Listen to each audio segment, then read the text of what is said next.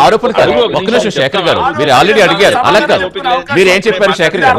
శేఖర్ గారు అలా కాదు, అలా కాదు శేఖర్ గారు, మీరు ఏం చెప్పారు? అధికారిక వెబ్సైట్ లోంచి నేను మాట్లాడుతున్నాను, దానికి ఆన్సర్ మనకి సరిపోతుంది, నేనేమి సొంత లెక్కలు చెప్పలేదని చెప్పారు. దానికి అడుగుతాం వేణుగోపాల్ గారిని. నేనేమడుగుతున్నా అంటే నేను అడిగింది సార్, పులివెందరికి పవన్ కళ్యాణ్ గారు వాటర్ ఇచ్చారంటున్నారు, వెల్ అండ్ గుడ్ అంటున్నా. కాకపోతే అదేంటో సార్, 2022కు సంబంధించి జియో కాపీస్ ఉన్నాయి. 2022 ఏదైతే 2023 మే నెల నాటికే 80% పనులు పూర్తయినట్టుగా మెగా ఇంజనీరింగ్ వాళ్ళు ఏదైతే ఆ ప్రాజెక్ట్ చేస్తుంది మెగా వాళ్ళు సార్, ఇప్పుడు చేస్తుంది కూడా మెగా వాళ్ళే. సో ఆ రోజే వాళ్ళు అఫీషియల్ ట్విట్టర్ లో కూడా పెట్టారు సార్. అదేంటో నాకు తెలియదు సార్. కానీ పవన్ కళ్యాణ్ గారు వచ్చేంత వరకు పులివెందుల అలా కాదు, మీరు మళ్ళీ మళ్ళీ సబ్జెక్ట్ డిబేట్ అయిపోతుంది మొత్తం కంప్లీట్ గా. అలా కాదు, ఏదో టిపికల్ గా మాట్లాడటం కాదు. శేఖర్ గారు మీ అభ్యర్థులు చెప్పండి, టిపికల్ గా మాట్లాడటం కాదు. ఒక్క నిమిషం కాదు, మీరు అడిగిన దానికి జనాలు క్లారిటీ కావాలి కదా. అలా కాదు శేఖర్ గారు, మళ్ళీ సబ్జెక్ట్ డిబేట్ చేయొద్దు. శేఖర్ గారు సబ్జెక్ట్ డిబేట్, శేఖర్ గారు ఒక్క నిమిషం. జగన్మోహన్ రెడ్డి 5 సంవత్సరాల అధికారం రోజుల్లో ఏం చేశారు? వాళ్ళు చేసింది వీళ్ళు చేసింది కాదు. వాళ్ళు ఏమంటారు, చెన్నారెడ్డి గారు, రాజశేఖర రెడ్డి గారు, మీ జగన్మోహన్ రెడ్డి ఏం చేశారు చెప్పు ఫస్ట్. మీ జగన్మోహన్ రెడ్డి సొంత జిల్లాలో ఇందాక సోదరుడు అడిగినట్టు సొంత జిల్లాలో అన్నమయ్య ప్రాజెక్ట్ కొట్టుకుపోతే అన్నమయ్య ప్రాజెక్ట్ నిర్వాసితుల కోసం ఏమైనా చేశాడా?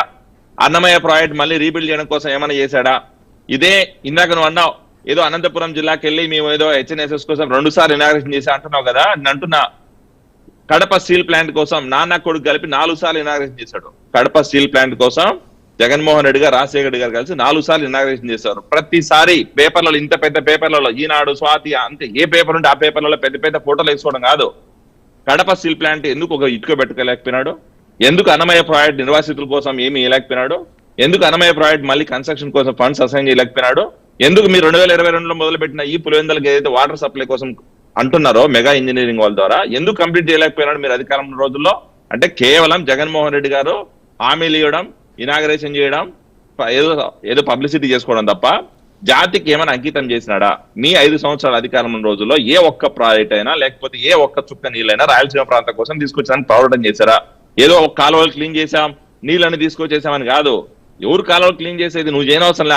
ఆర్డబ్ల్యూఎస్ డిపార్ట్మెంట్, దానికి ఇరిగేషన్ డిపార్ట్మెంట్ చేయాల్సిన మెయింటెనెన్స్ పనులు చేస్తుంది.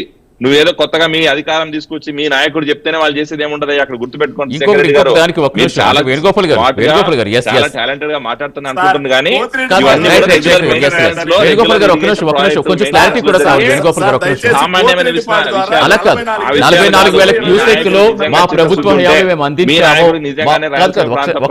అభిమానం ఉంటే, నిజంగానే మీ నాయకుడు రాయలసీమ ప్రాంతం కోసం నీరు తీసుకొచ్చారనే ఆలోచన ఉంటే చేసిన పని ఏందో ఒకసారి చెప్పు. అది చెప్పకన్నా నువ్వు ఊరికినే అది ఇది ఇది అని చెప్పి వస్తాను. శేఖర్ గారి మీ దగ్గరకు వస్తాను. ఒక నిమిషం, ఒక చిన్నదాన్ని క్లారిటీ ఇచ్చారు వేణుగోపాల్ గారు. 44,000 క్యూసెక్లు మేము మా ప్రభుత్వ హయాంలో ప్రతి సంవత్సరం ఇచ్చాము, కానీ ఇప్పుడు ఎందుకు ఇవ్వలేకపోతున్నారు? దానికి సంబంధించి, ఎందుకంటే ఇదేదో నేను సొంత లెక్కలు కాదు, అధికార వెబ్సైట్లో తీస్తానని చెప్తున్నారు శేఖర్ గారు. సో దానికి సంబంధించి క్లారిటీ ఇవ్వండి. బ్రేక్ తర్వాత మళ్ళీ మన శేఖర్ గారి దగ్గరికి వెళ్దాం. వేణుగోపాల్ గారు, శేఖర్ రెడ్డి గారు అడిగినట్టు ఏంటంటే, ఈ రోజు ఎందుకు మేము వాటర్ తీసుకురాలేదు, ఎందుకు అసలు ఈ రోజు శ్రీశైలం రిజర్వాయర్ లో కంప్లీట్ గా ఫ్లో ఉన్నా కూడా ఎందుకు మనం తీసుకురాలేదు అని చెప్పి అడుగుతున్నాడు. నేను ఒకటే చెప్తున్నా, ఇందాక కూడా చెప్పాను, ఇప్పుడు చెప్తున్నాడు. ఆగస్ట్ 5వ తేదీ, ఆగస్ట్ 10వ తేదీ ఇష్యూ చేసిన జియోలో ఒకసారి స్టడీ చేయని చెప్పండి.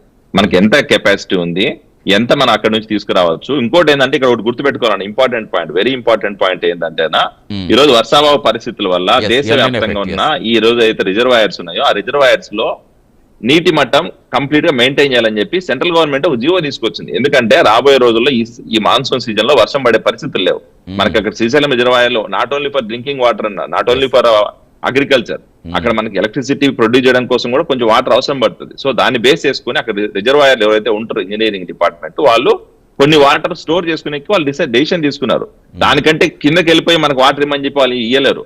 ఇంకోటి ఏంటంటే, పోతిరెడ్డి పారుదల వాటర్ ఇలా అని చెప్పి మీరు మాట్లాడుతున్నారు కదా. పోతిరెడ్డి పారుదల వాటర్ మేము ఆల్రెడీ 10 TMCs, ఒక 5 TMCs, 15 TMCs వాటర్ కోసం ఆల్రెడీ బిల్లు జియో పాస్ చేశాం. ఆ వాటర్ ఆల్రెడీ రిలీజ్ చేశారు ఆగస్ట్ 5న.